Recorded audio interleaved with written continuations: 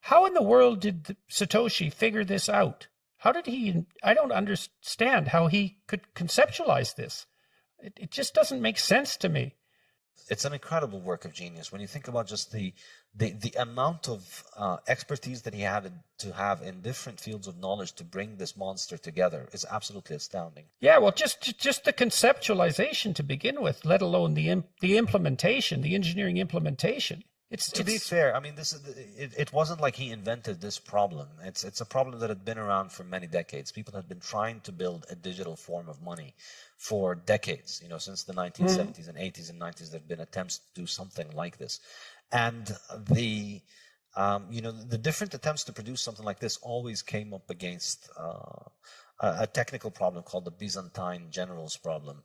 And then Satoshi figured out a solution to it through the proof of work system, which is absolutely astounding. So tell me about that. That sounds, if we can do that without deviating too much. So what is that problem and how did he solve it?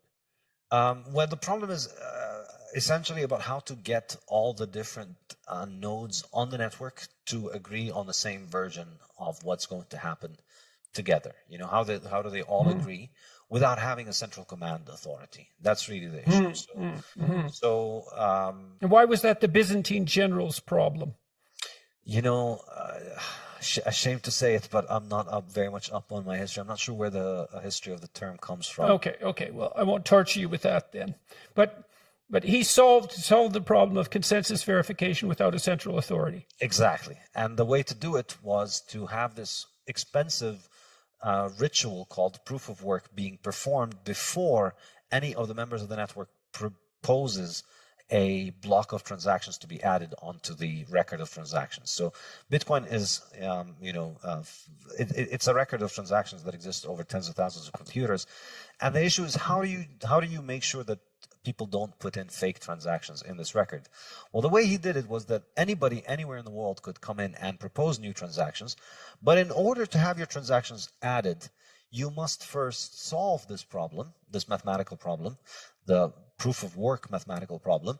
And that's actually expensive to solve. It takes your computer running for many, many hours to be able to try and figure out the solution to those things, and for it to get lucky once every 10 minutes. So you have to spend serious money in order to be able to commit to make the claim of the new transactions. And so once it's like if you just allow everybody to present their record of transactions, then there's no mechanism of coordinating between everybody. Whose record do we pick from all those thousands of people? But if you put currently, the reward is about 6.5, 7 Bitcoin, so that's about $350,000. The Bitcoin network is giving out $350,000 every 10 minutes. You can have them as long as you provide the proof of work solution, which roughly costs you around $350,000 more or less. So how do we make sure that we can all agree on this? All the members of the network, we don't evaluate any claim for the transactions. We only evaluate the claim that has done the work and that has spent the money. So why would someone make that claim then if it's so difficult? What's the advantage to that? You get $350,000. You get 6 or 7 Bitcoins. And how is that related? That's the mining process. That's the mining. That is the mining process. That is the mine. Okay, good. Okay, exactly. Now I got it. That's the mining process. Exactly. So to mine new Bitcoins, you have to solve that problem. So this is why it's portrayed as mining. It's like those computers are digging in the ground trying to find the solution of the mathematical problem. It costs money to be able to arrive at that solution. On average, around $350,000 currently at current prices. So that's in order to be able to make a claim to get that, your claim doesn't get looked at unless you've solved the problem. And it's very cheap for everybody on the network to see that you have the right solution to the problem, but it's very expensive to arrive at that solution. So the solution is like this very difficult key to find, but once you've found it, it's trivial to verify that this is the right key because you just put it in the lock and it works. So it's instantaneous and very cheap for members of the network to figure out that this thing is correct. So you set up this massive hurdle, essentially. If anybody wants to come and get this reward, they first need to spend. Why wouldn't they just buy Bitcoin? It seems to be a lot simpler than mining it. Then if it costs $350,000 to make $350,000, why bother with the mining? You said it rewards more efficient people. Exactly. The short answer is if you have a way of securing electricity at less than 5 cents per kilowatt hour, then you should get into Bitcoin mining business, which is lower than most rates everywhere in the world. So if you have a source of energy that is isolated from the grid, or if you have a cheap way of securing energy, then Bitcoin is a great way. Mining Bitcoin is great, but for the most. So does that mean that Bitcoin is a very good way of moving resources from places that can produce electricity very cheaply to other places where electricity is more expensive? Does that actually make the cheap electricity, it makes the cheap electricity much more valuable? Absolutely. This is weird. That's a weird thing. It's very weird, and I think it's going to have a very profound impact on the global energy market, because for the first time in history, we have a way to sell energy that is location independent. So a lot of places in the world have a lot of energy, but it's very expensive to get that to the population centers. So the north of Canada has So you don't need wires. Exactly. Jesus, that's weird. That's a really strange thing. Yeah, to get electricity from the north of Ontario to Toronto needs a lot of wires, or you need to, if it was gas, you need to put it on tankers or on trains or in pipelines.